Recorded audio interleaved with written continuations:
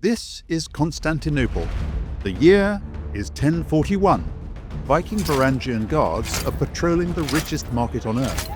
If legend is to be believed, these elite Norse warriors are after an unexpected commodity. They ignore the gold and walk straight past the silk. They show a surprising lack of interest in slaves. Instead, they supposedly fill their leather pouches with shriveled green pods. This is cardamom, a spice that looks like something swept out of a hamster cage. The story goes that this momentous event changed Scandinavia from a land of salted fish to a land of spiced buns. It's a deliciously romantic tale. It's also, almost certainly, nonsense. Disappointingly, there's a 1,000-year gap in the evidence. Much though I wish the legend were true, the trail doesn't lead back to a bunch of grizzled Vikings with uncharacteristically fresh breath. Because let's be honest, an 11th century Viking didn't smell like clean laundry in a lemon grove. He smelled like a damp dog that had been dragged through a chimney. If a Varangian guard walked past you, your first thought wouldn't be, "Ooh, is that cardamom?" It would be, "Is something on fire, or is that just Björn?" It does, however, lead to a 1914 German coffee planter in the jungles of Guatemala, and it involves a chemical compound that can trick your nervous system. We're going to trace this seed from the rainforests of India to the modern-day plantations of Central America. We will debunk the Viking legend, uncover the German plot, and explain why your brain thinks a hot cup of coffee is actually cool. Let's look at the cardamom pod. The cardamom plant is a cousin to ginger and turmeric, but unlike its famous relatives, we don't eat the root. They keep their treasure underground, where it's sensible and safe. Cardamom is not so sensible. It grows long leafy stalks in the humid shade of the Western Ghat Mountains in India. At the base of these stalks, tiny flowers appear near the soil. These flowers eventually turn into small green papery pods, tiny suitcases for 12 to 20 tiny black seeds coated in a sticky resin containing a compound called 1,8-cineol, the same chemical that's found in eucalyptus trees. It works by triggering the sensors in your mouth and throat that detect cold temperatures, which explains why cardamom tastes cool even when it's served in a boiling cup of coffee. In effect, it gaslights your nervous system. Harvesting this trick of nature is a bit of a nightmare. Cardamom pods don't ripen all at once like a polite field of wheat. They ripen individually and sporadically over several months. This means every single pod has to be hand-picked by a human being. If you pick the pod too early, the flavor is weak and useless. If you pick it one day too late, the pod bursts open, the seeds fall into the mud, and the profit disappears. Because of this, cardamom is the third most expensive spice on Earth. Not because it's rare, because it's awkward.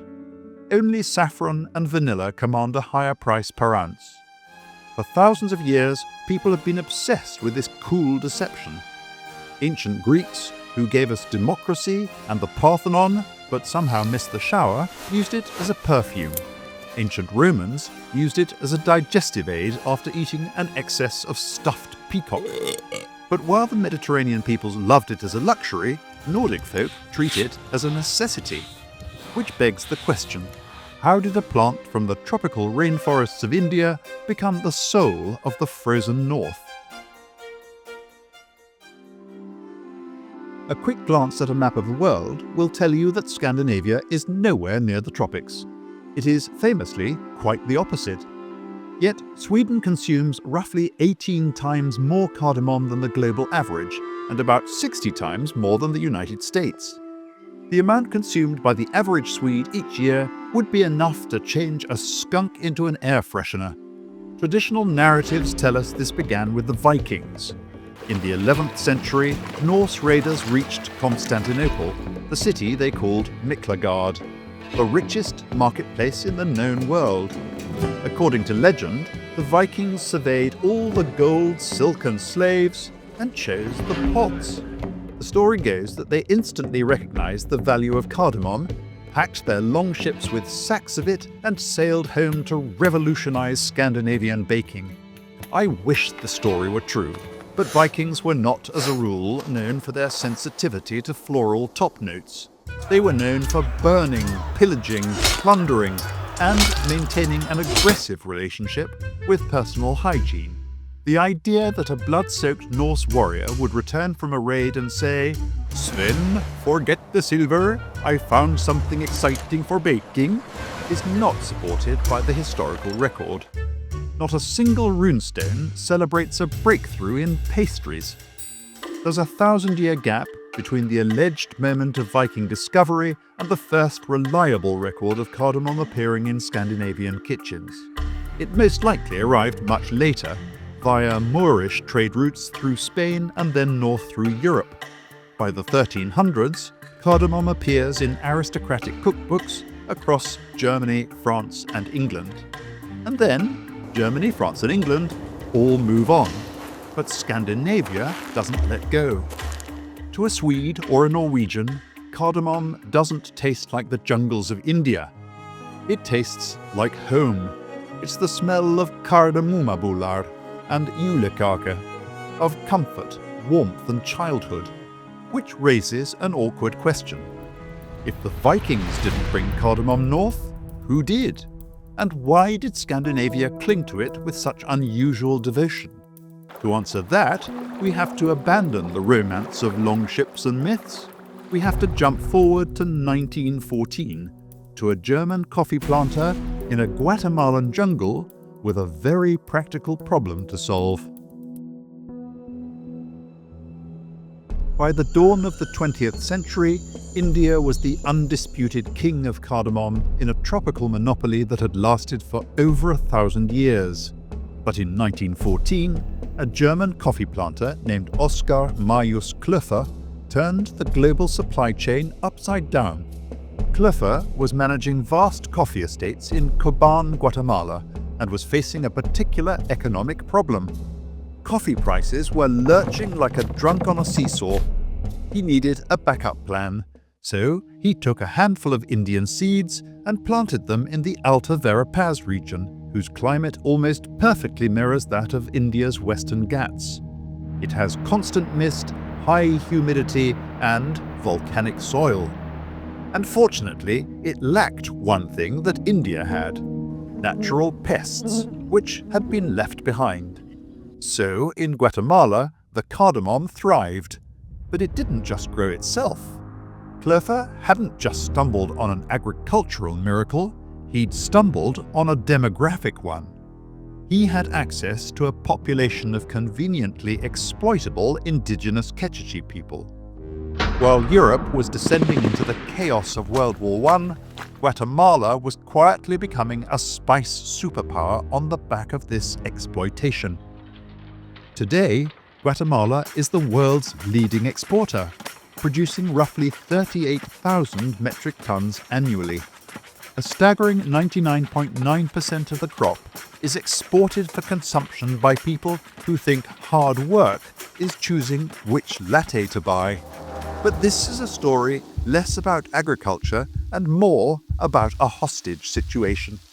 Because being the world's leading producer hasn't made these farmers rich. In fact, it's made them the victims of one of the most efficient economic traps ever devised. You might assume that being the world's top producer would make the Alta Verapaz region incredibly wealthy. In fact, it's one of the poorest departments in Guatemala. The average income for a smallholder farmer here is roughly $1,800 a year. Why is there such inequality in this supply chain? Because cardamom is so moisture-rich, it has to be dried within 24 hours of being picked. If it isn't, it'll rot and become worthless. The farmers can't afford the drying machinery, so they have to sell their wet cardamom to middlemen as quickly as possible before it turns into compost in their hands. The middlemen own the dryers, so they set the price. Negotiation is theoretically possible, in the same way it's theoretically possible to negotiate with gravity. Economists call this the market. Everyone else calls it a trap, and a cruel one at that. The more you grow, the more you depend on the person who owns the machine. This reliance on middlemen means the farmers are often paid the lowest possible rate for pods, which are processed and sold across the world for a 400% markup. The system extracts flavor from the plant and dignity from the worker with equal efficiency. A system to which the world's biggest consumers of cardamom are completely oblivious. Which brings us to the Arabian Peninsula, where cardamom isn't merely an ingredient, it's become a language. Let's take a look at the spice of diplomacy. Saudi Arabia is the world's largest importer of cardamom, accounting for roughly 19% of the global market. In Western Asia and North Africa, cardamom is the backbone of qahwa, or traditional Arabic coffee. Here, the spice isn't just sprinkled on by a bored barista, it's the focal point of a complex social mechanism. In Bedouin culture, the preparation of coffee is a highly choreographed ritual of hospitality. Everything begins with the mihbaj, a large wooden pestle and mortar used to grind the seeds and doubling as a musical instrument. Its rhythmic, resonant thudding is the inviting sound of community, but it also has a deeper significance. The intensity and rhythm of the pounding can signal the mood of the host. A slow melodic beat signals a warm welcome, but a frantic aggressive rhythm might suggest that the topic of conversation over coffee is more serious than whose camel is the prettiest. It's the only musical instrument in the world that can simultaneously invite you to a party and tell you that you're about to be sued for breach of contract. The qahwa coffee itself is served in small cups called finjals. Protocol dictates that you must never fill the cup to the brim, because a full cup is a rude signal that your guest should drink quickly and leave, like an eviction notice, with foam. A half-full cup means that the host values your presence and wants you to stay. It's a masterclass in social pressure, disguised as a refreshment. This is where the restraint of cardamom truly shines. Unlike chili, which grabs you by the throat, or cloves which dominate, cardamom persuades. It creates a sense of order and cleanliness, and simply makes the room feel cooler. In a negotiation worth billions, that's powerful diplomacy. You're looking at 1,000 years of history, packed into a pod that looks like a squirrel's rejects. It has reshaped geography and trapped Guatemalan farmers in an economic nightmare. All so we can provide a hint of citrus to an oil shakes coffee or a whisper of eucalyptus to a Swedish bun. The Vikings didn't steal it, but they'd certainly respect the sheer, unadulterated ruthlessness of how we get it today. We've built a global industry of exploitation for the sake of a chemical trick that makes our mouths feel a bit chilly. That's the power of the pod. It's the only thing on Earth that can make a century of systemic injustice taste like a crisp spring morning.